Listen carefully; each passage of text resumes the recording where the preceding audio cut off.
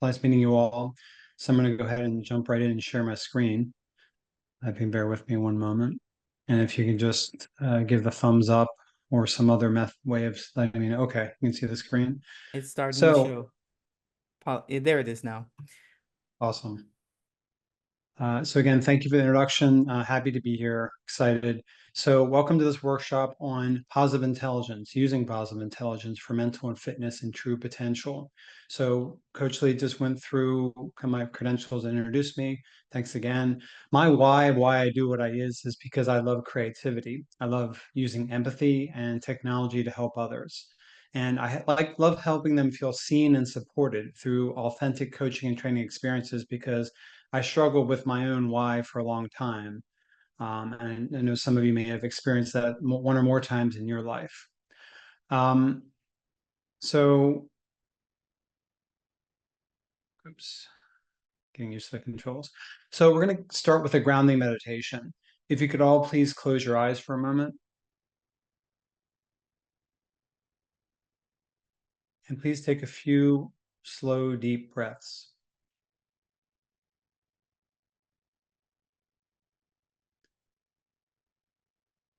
Next, I'm going to ask you to rub your thumb and your index finger together for about 10 to 15 seconds with such a tension that you can actually feel the fingertip ridges on both of your fingers.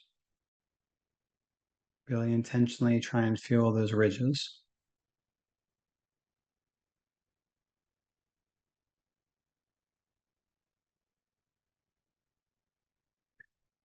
Next, I'm going to ask you to drag the fingers of one hand across the palm of the other.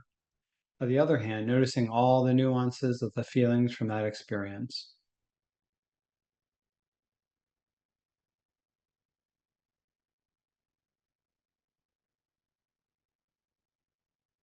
Finally, please put a hand on your stomach and focus on the rising and falling of your chest and stomach as you breathe.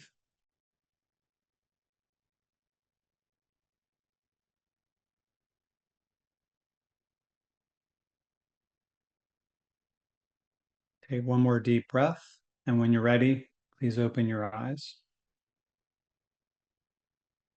So what you just experienced were examples of mini meditations to help build mental fitness, and I'll talk a little bit about that more later.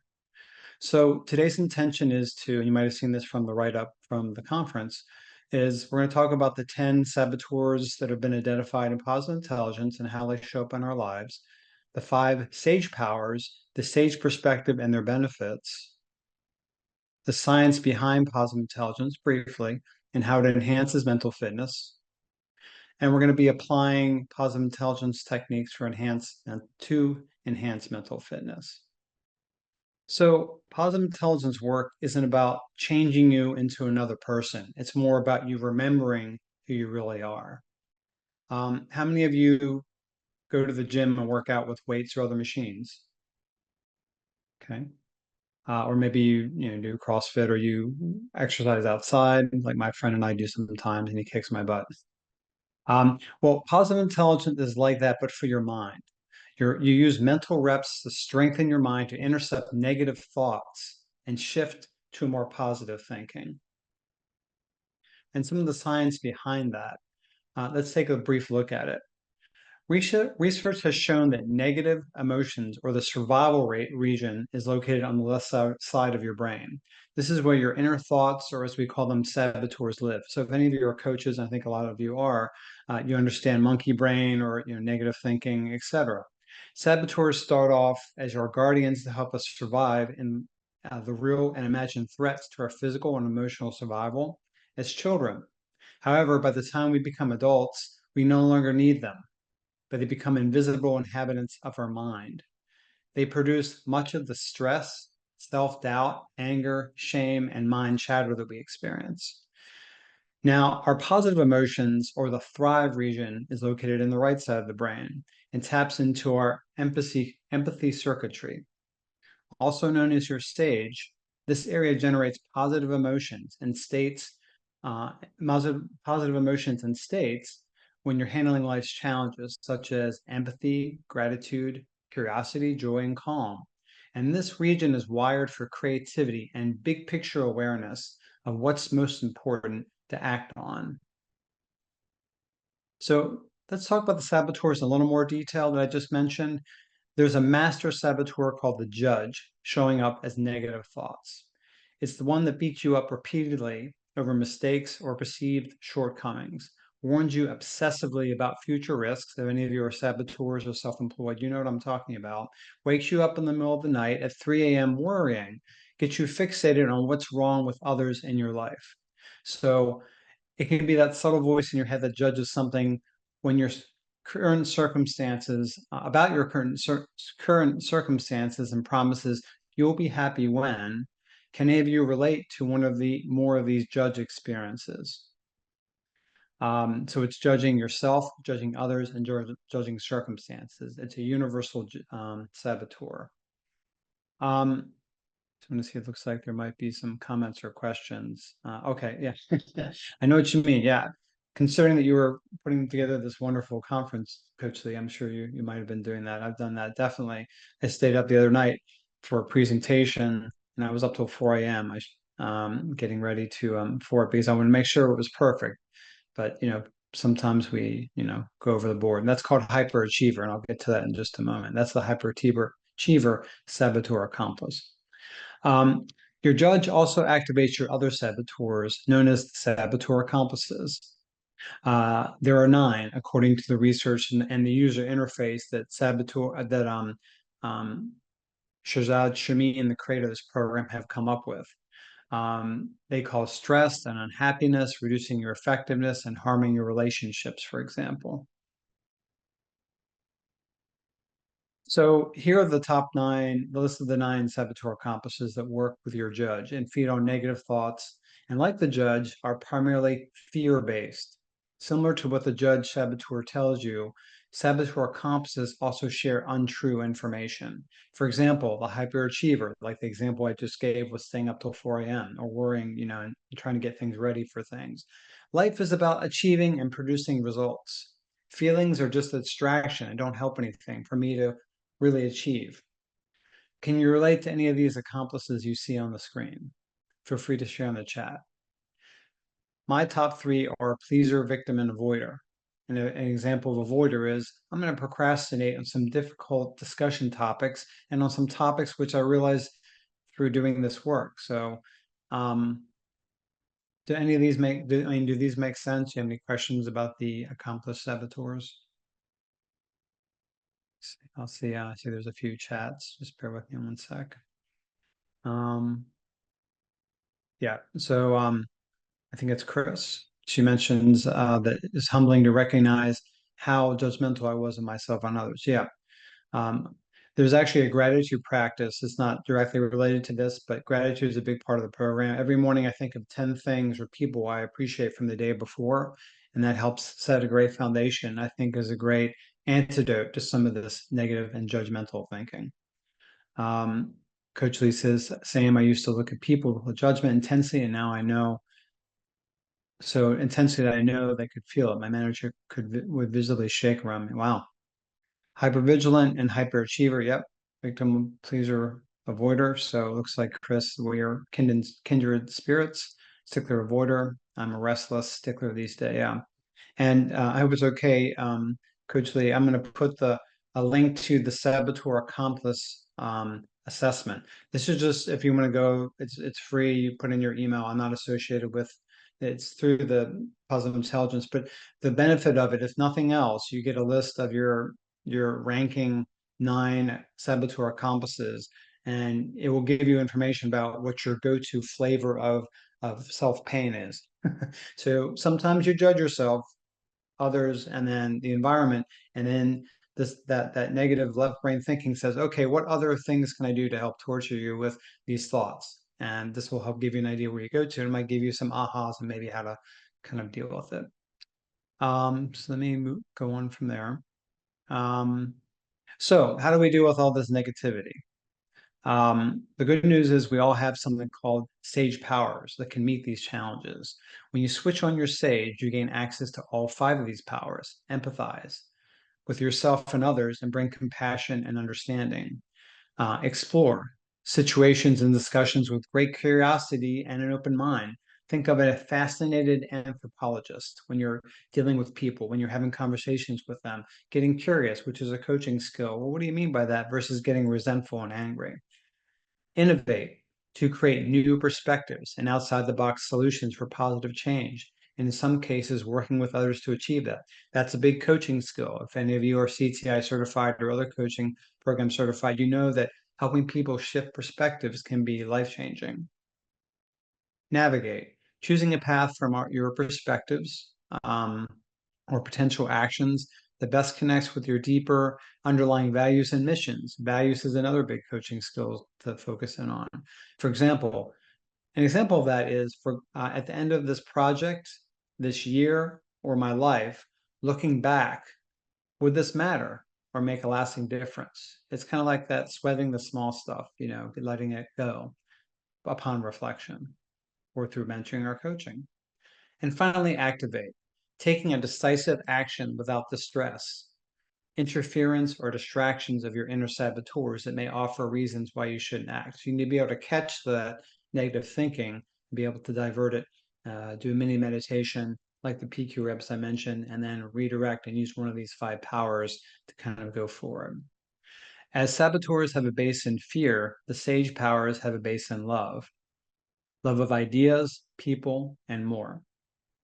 Can you think of an example of when you've used one of these powers in your life before tonight? Feel free to type a example in the chat. Just going to check the chat real fast. Okay.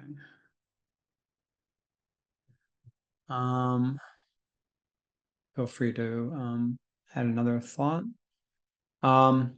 Okay, so we also have access to something known as the SAGE perspective, and it involves reflecting on a question when you come across a challenge in your life.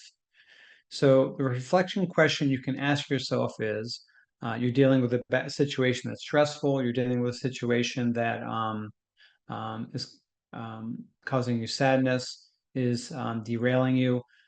So consider asking yourself this question: how can I turn this situation into a gift and opportunity? Where you can simply decide to accept and let go of what's happening.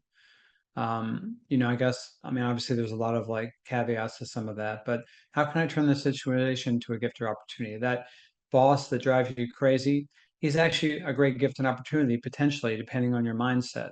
He could be your best black belt trainer.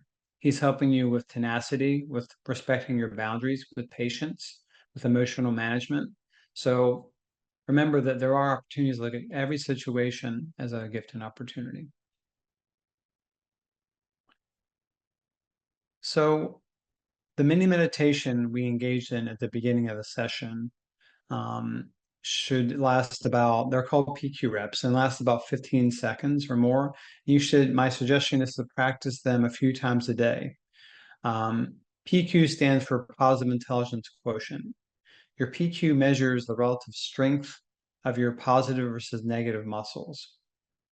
A PQ rep is a building block that leads to mindfulness and meditation practices in this program.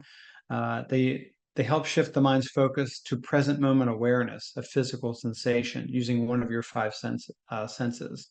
So you can do PQ reps whenever you have the opportunity, which makes them so versatile. You can hyper focus on something in front of you, for example, or feel the weight of your feet on the ground when you go for a walk in nature. Or maybe you try and close your eyes and listen to the furthest away sound, and then listen to the closest sound. And then, as you saw earlier, you can focus on your own breathing. So a larger goal of this practice is to aim for a 3-to-1 ratio of 3 positive thoughts to counteract 1 negative. That's the tipping point to enter and sustain the sage mode, according to research. So consider the next time you go for a walk, really hyper focus. It's fall, look at the leaves, look at the change of the colors, really look at the leaves, maybe pick one up and feel the texture. Um, just giving you some examples of how you can use these, and maybe consider using them throughout the day, 9 a.m., noon for a walk, 5 p.m., hugging your kids for an extra 30 seconds and just really enjoying that embrace. So these are all examples of that. Actually, before I go there, I want to see if there's any questions. I'm actually ahead of schedule. I had a few more slides, but trying to gauge 20 minutes can be a little tricky sometimes, especially even when you practice. Are there any questions or thoughts about positive intelligence before I continue and get to more of the rest of the content? No? Let me go ahead and go forward then. So, as we're getting ready to wrap up, I like to ask, what's one takeaway that you took from today's session? One insight, one thought, one aha that you'd like to share about today's presentation?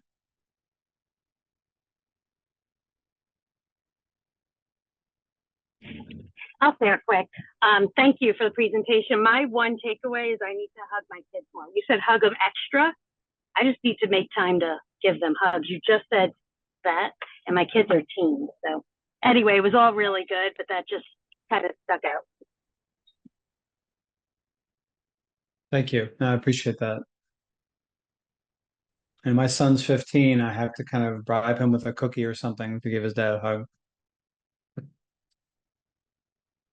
I appreciate the fact that there was a definitive goal, if you will, in using that practice. I know a lot of times there's a lot of great skills or nuggets that can be brought into meetings or summits or networking groups.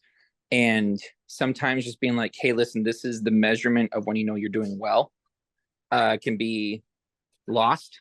And so I just want to say I really appreciate that, knowing that, hey, listen, we're looking for 3-to-1 ratio of, good positive thoughts that are able to counteract that one negative. And that's when you know you're in a really good state of mind and heart. So I like that.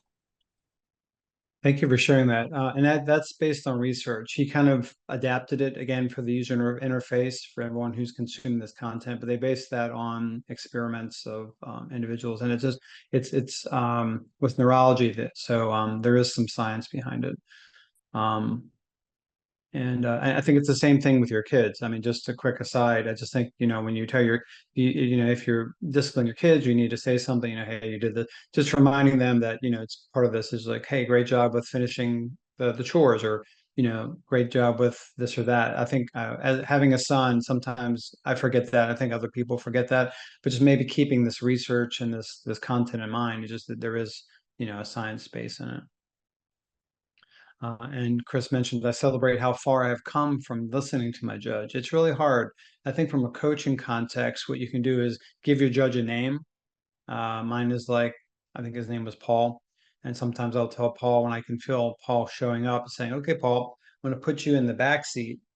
You're not in the driver's seat. You're not beside me. I know you won't go away completely, but for right now, I'm in charge. And our saboteurs are not us.